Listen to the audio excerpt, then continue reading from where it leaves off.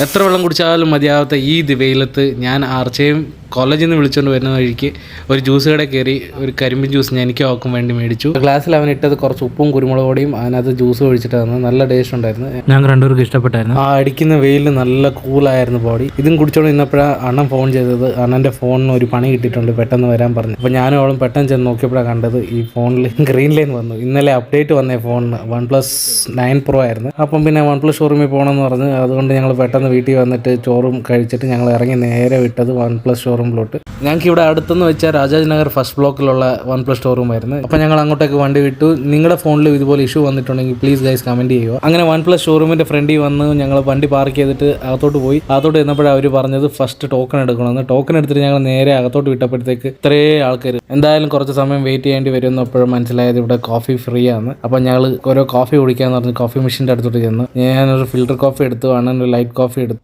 വന്ന് 15 മിനിറ്റായി. ഇത്രയും ആൾക്കാരുണ്ട്.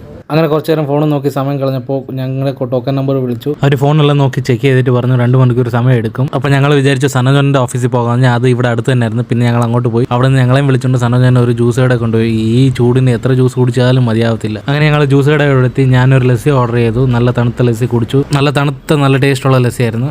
അതെല്ലാം കഴിഞ്ഞ് ഷോറൂമിൽ വന്നപ്പോഴേക്ക് ഫോൺ റെഡിയായി കൈ കിട്ടി. നല്ല സെറ്റായിട്ടുണ്ട്. അപ്പം വേറെ വീഡിയോ കാണാം. ബൈ.